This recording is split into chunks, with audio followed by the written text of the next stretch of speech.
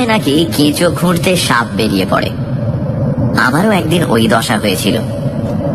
মাছ ধরতে গিয়ে ডাঙায় টেনে তুলেছিলুম। না থাক, ঘটনাটা গোড়া থেকেই বলা ভালো। আমার কাছে মাছ ধরতে যাওয়া হচ্ছে একটা নেশার মতো।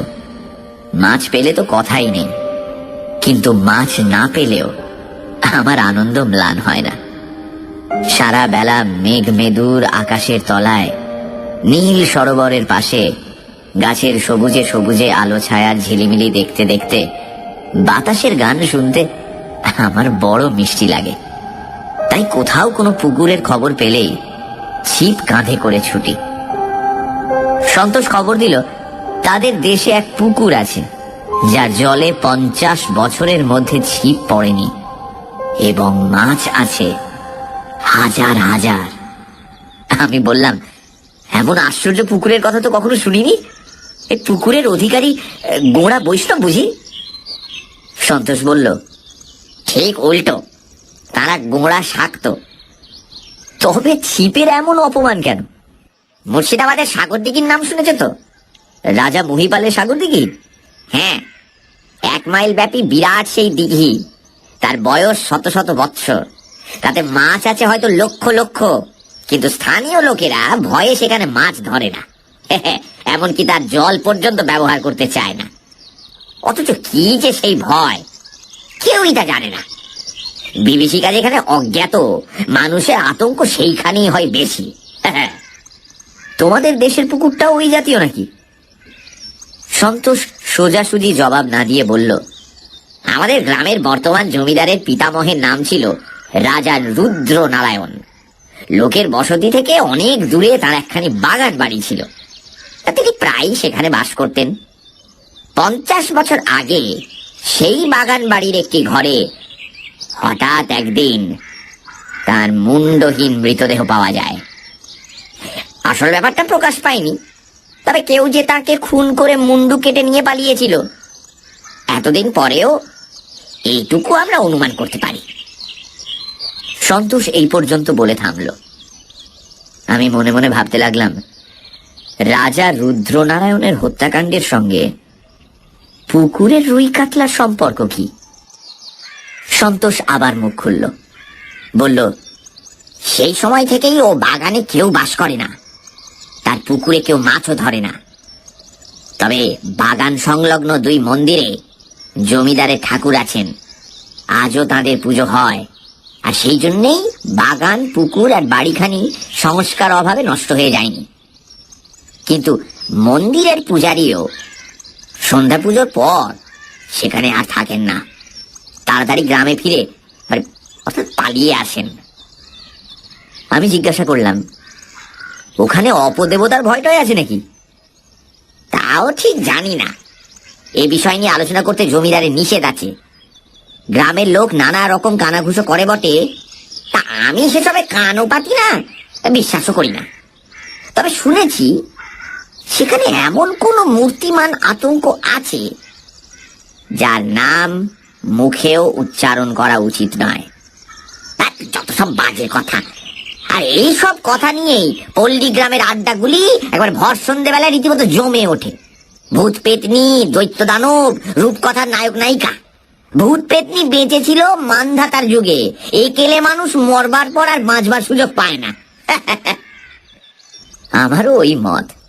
মরবার পর যে দেহ লুপ্ত হয়ে যায়, আত্মা যদি আবার সেই দেহ ধারণ করতে পারত, তাহলে এই প্রাচীনা পৃথিবীতে ভূত পেতনির দল এত ভারী হয়ে উঠত যে মানুষদের আর মাটিতে পা ফেলবার ঠাঁই থাকতো না। আমি জিজ্ঞাসা করলাম, রুদ্রনারায়ণের বাগান বাড়িতে মাছ ধরাও নিষেধ নাকি? না, এখন যিনি জমিদার তিনি আমার বন্ধু, আর তার কাছ থেকে অনায়াসেই অনুমতি আনতে পারি। ইচ্ছে থাকলে গ্রামের আরো অনেকেও মাছ ধরার অনুমতি পেতে পারত, কিন্তু কারো সেই ইচ্ছেই নেই। সকলেরই বিশ্বাস ও বাগানের পুকুরে মাছ ধরতে যাওয়া নিরাপদ নয়। আমি উৎসাহিত হয়ে বললাম, সন্তোষ, তুমি তোমার জমিদার বন্ধুর কাছ থেকে ছাড়পত্র জোগাড় করো। আমি খালি ওখানে মাছই ধরবো না, দিন দিনে ওই বাগান বাড়িতে নির্জন বাস করে আসবো। নির্জন বাস কেন? প্রথমত, আমি তোমাদের গ্রামের কুসংস্কার ভেঙে দিতে চাই। দ্বিতীয়ত, রহস্যময় বাড়ি, ভৌতিক আবহ এসব আমি ভালোবাসি। আর তৃতীয়ত, শহরে জনতার তর্জন গর্জন ভারী একঘেয়ে হয়ে উঠেছে। বিজন স্তব্ধতার ভিতরে মনকে খানিকটা ছুটি দেওয়ার স্বাদ হচ্ছে। সন্তোষ বলল, বহুত আচ্ছা, তাহলে আমিও তোমার সঙ্গী হতে চাই। রাজা রুদ্রনারায়ণ নিশ্চয়ই কবিদের মতো নির্জনতা প্রিয় ছিলেন। সাধারণ ধনীরা এমন জায়গায় বাগান বাড়ি তৈরি করেন না। বাগানের কোনো দিকে 5 মাইলের মধ্যে লোকালয় নেই। চারিধারে ধুধু করছে মাঠ আর মাঠ আর জলাভূমি। কিন্তু বাগান বাড়ি যে একসময় চমৎকার ছিল, বহুকাল পরে আজও তা বোঝা যায়। পুকুরের জলও এখনো পরিষ্কার আছে। তার কারণ শুনলাম মন্দিরবাসী 2 পাষাণ দেবতার দয়া। পুকুরের জল তাদের নিত্য পুজোর কাজে লাগে, তাই নিয়মিতভাবে তার পাক পরিষ্কার করা হয়। বাড়িখানিও শুনলাম রুদ্রনারায়ণের যুগে যেমন ছিল প্রায় সেইভাবেই আছে। বর্তমান জমিদার তার পিতামহের প্রিয় প্রমোদ ভবনটিকে একেবারে হতশ্রী হতে দেননি। মাঝে মাঝে তার ভেতরে বাইরে যে মেরামতির কাজ হয়েছে এটাও আন্দাজ করতে পারলাম। মানুষ হচ্ছে গৃহের আত্মা। পরিত্যক্ত বাড়ি দেখলেই আমার মনে হয় আত্মাহীন। এ বাড়িখানাকে কিন্তু তেমন মনে হলো না। মনে হলো এখনো তার প্রত্যেকটি ইট প্রাণের হিল্লোলে জীবন্ত। যেন এখনো তার ঘরে ঘরে বাজছে নীরব চরণধ্বনি। বললাম, সন্তোষ, এ বাড়িতে ভুতুড়ে কোনো লক্ষণই নেই। দোতলার ওই কোণের ঘরটির দক্ষিণ খোলা, ওই ঘরেই আমরা আশ্রয় নেব। সন্তোষ মাথা নেড়ে বলল, অসম্ভব। ওই ঘরেই রাজা রুদ্রনারায়ণের মুন্ডহীন দেহ পাওয়া গিয়েছিল। ওই ঘর তালা বন্ধ, কারুর প্রবেশাধিকার নেই। বেশ, তাহলে ওর পাশের ঘর, ওখানে পেলেও দুঃখিত হব না।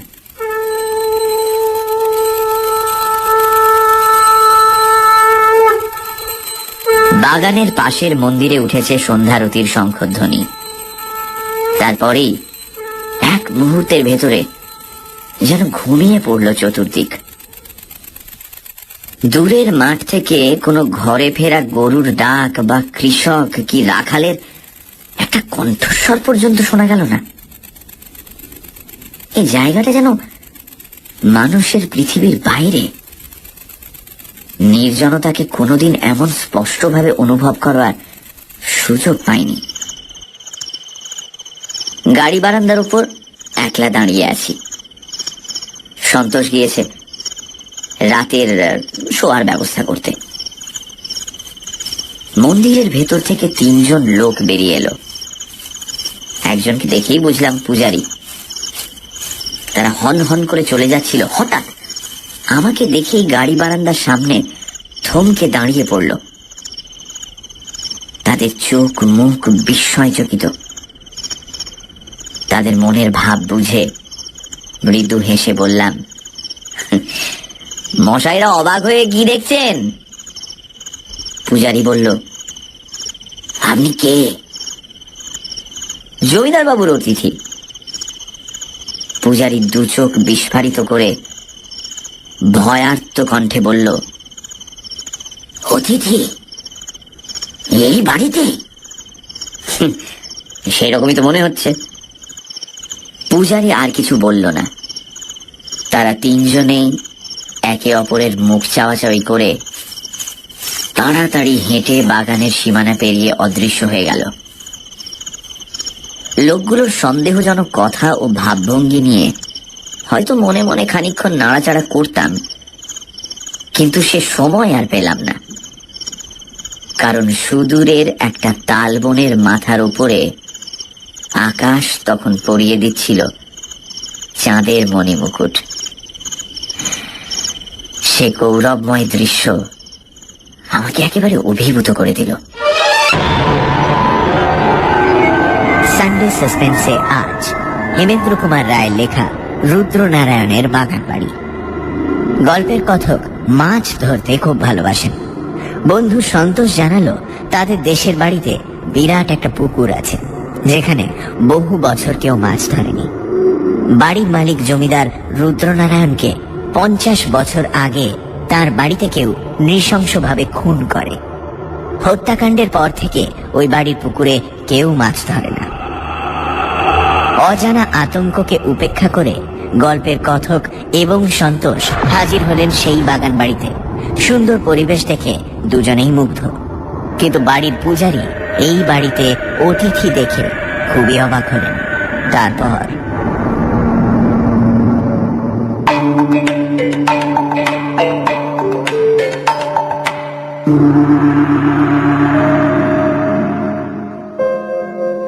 গ্রামের কোনো চাকর বা রাঁধুনি আমাদের সঙ্গে এখানে রাত্রিবাস করতে রাজি হয়নি।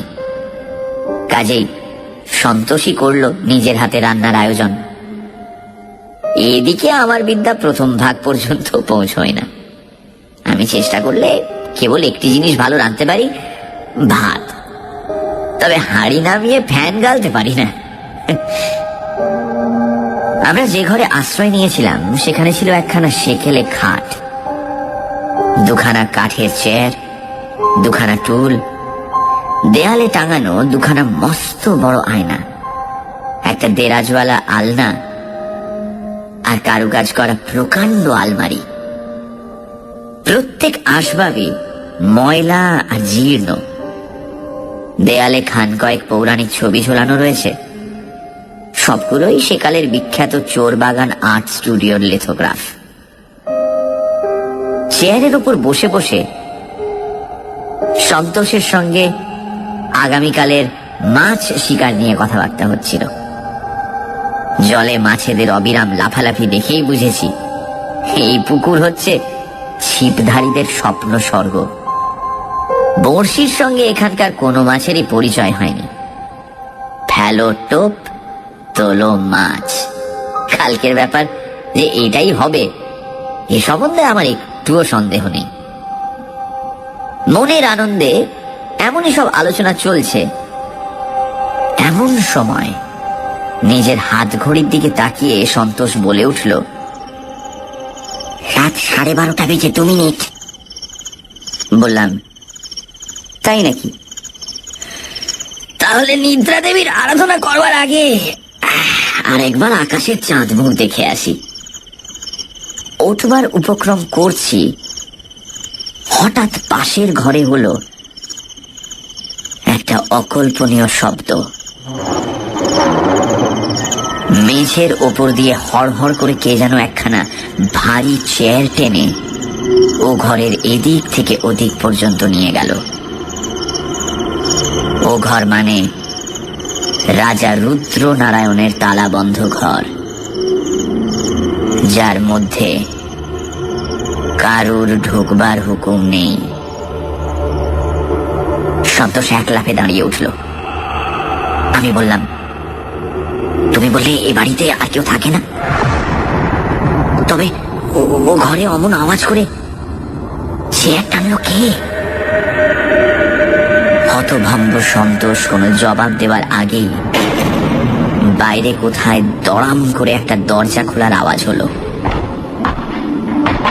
8 মিনিট পরেই শোনা গেল সিঁড়ির উপর দিয়ে কে যেন দুম দুম করে অত্যন্ত ভারী পা ফেলে নিচের দিকে নেমে যাচ্ছে। শব্দ খুব উঁচু আর পা গুলো ভারী বটে, কিন্তু মনে হলো যে নেমে গেল সে মাতাল আর অন্ধ।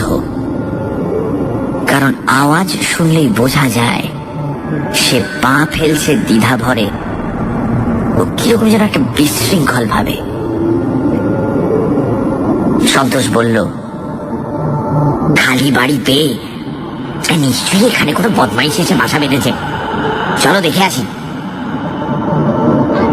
এরপরে সমস্ত ঘটনা ঘটল ঠিক বায়োস্কোপের ছবির মতোই দ্রুত। ঘরের কোণ থেকে আমার মোটা লাঠিটা তুলে নিয়ে সন্তোষের সঙ্গে আমি তাড়াতাড়ি বেরিয়ে পড়লাম। নিচে নেমে গিয়ে দেখি বাড়ির সদর দরজা খোলা, অথচ এ দরজা আমি আজ নিজের হাতেই বন্ধ করে তবে ওপরে গিয়েছি। কিন্তু বাগানে পেরিয়ে দেখি কেউ কোথাও নেই। কাছাকাছি এমন কোনো ঝোপঝাপও দেখলাম না যার ভেতরে বা আড়ালে কেউ লুকিয়ে থাকতে পারে। পূর্ণিমার চাঁদের আলোয় চারিদিক ধপধপ করছে। ঘাসের উপর একটা পাখি বা বেড়াল পর্যন্ত থাকলেও নজর এড়াতে পারবে না। তবে বাড়ির উপর থেকে এইমাত্র যে সশব্দে নেমে এসেছে, এর মধ্যে সে কোথায় গিয়ে গা ঢাকা দিল? সবিস্ময়ে এদিক ওদিক চাইতে চাইতে নজর পড়ল পুকুরের দিকে। ভাঙাচোরা ঘাট থেকে হাত কয়েক তফাতে জলের উপর দেখলাম একটা অস্বাভাবিক চাঞ্চল্য। জল যেন ছটফট করে চারিধারে ছুঁড়ে ফেলছে ছিন্ন ভিন্ন চাঁদের কিরণ। কোন মস্ত মাছও ঘাই মেরে জল অমন্তল পার করে তুলতে পারে না। পুকুরের বুকে ক্রমেই বৃহত্তর হয়ে চারিদিকে ছড়িয়ে পড়ছে জ্যোৎস্না মাখা জলচক্রের পর জলচক্র। সন্তোষও দেখতে পেল। দুজনেই ছুটে ভাঙা ঘাটের উপর গিয়ে দাঁড়ালাম। প্রথমটা আর কিছুই দেখতে পেলাম না। তারপর হঠাৎ ভেসে উঠল মানুষের দুখানা হাত, যেন কোনো জলমগ্ন লোক তলিয়ে যাওয়ার আগে অসহায় ভাবে দুই হাত উপরে তুলে প্রাণ বাঁচাবার ব্যর্থ চেষ্টা করছে। তাড়াতাড়ি ঘাট দিয়ে নেমে গেলাম জলের ভেতরে। ক্রমে আমার বুকের উপর জল উঠে এলো। আমি সাঁতার জানি না, আমার পক্ষে এর বেশি এগিয়ে যাওয়া অসম্ভব। ব্যাকুল হাত দুখানা জেগে আছে তখনও জলের ওপরে, যেন তারা কোনো অবলম্বন খুঁজছে। হাত দুখানা হঠাৎ একবার অদৃশ্য হয়ে গেল। ভাবলাম লোকটা বোধহয় একেবারেই তলিয়ে গেল। কিংকর্তব্য বিমূঢ়ের মতো দাঁড়িয়ে আছি। হঠাৎ দেখি হাত দুখানা একেবারে আমার কাছে এসে ভেসে উঠেছে। দুই হাতের দুই মুঠো একবার খুলছে, একবার বন্ধ হচ্ছে, যেন তারা আর কিছু না পেয়ে শূন্যতাকেই ধরবার চেষ্টা করছে। আমার হাতে ছিল লাঠি। তাড়াতাড়ি লাঠিখানা এগিয়ে দিলাম এবং সঙ্গে সঙ্গে অনুভব করলাম আমার লাঠি ধরে জলের ভেতর থেকে কে যেন সজনে টান মারছে, প্রচন্ড টান। সে বিষম টান আমি সামলাতে পারলাম না। আরো খানিকটা এগিয়ে গেলাম এবং জল উঠল প্রায় আমার গলার উপরে। নিজের প্রাণ বাঁচাবার জন্য হাতের লাঠি ত্যাগ করবার উপক্রম করছি, এমন সময় পেছন থেকে সন্তোষ এসে আমাকে দুই হাতে প্রাণপণে জড়িয়ে ধরল। তারপর আমাকে যত জোরে পারে টানতে টানতে সিঁড়ির ওপর দিকে নিয়ে চলল এবং সঙ্গে সঙ্গে আমার লাঠির অন্য প্রান্ত ধরে জল থেকে ঘাটের ওপর টলতে টলতে এসে উঠল আর এক মানুষ মূর্তি। নিরাপদ স্থানে উঠে হাঁপাতে হাঁপাতে বললাম, সন্তোষ, ভয় নেই, আমার কিছু হয়নি, কিন্তু ওই লোকটাকে দেখো, ওর অবস্থা বোধহয় শোচনীয়। মূর্তিটা তখন ঘাটের ওপর ধাপে এসে লম্বা হয়ে শুয়েছিল। সন্তোষ এগিয়ে এসে তার উপর হুমড়ি খেয়ে পড়ল এবং পর মুহূর্তেই বিকট এক চিৎকার করে সেখান থেকে এক ছুটে পালিয়ে গেল। সেরকম প্রচন্ড চিৎকার জীবনে আমি কখনো শুনিনি। আমার সর্বাঙ্গ হয়ে উঠল রোমাঞ্চিত। বিদ্যুৎ স্পৃষ্টের মতন আমি উঠে বসলাম এবং তারপরে স্তম্ভিত চোখে দেখলাম ঘাটের ওপর শোয়ানো এক আড়ষ্ট নিশ্চেষ্ট দেহ। তার হাত আছে, পা আছে, অন্যান্য অঙ্গ প্রত্যঙ্গ সব আছে, কিন্তু কাঁধের উপর নেই কেবল তার মুন্ডু। সে হচ্ছে কবন্ধ কবন্ধ।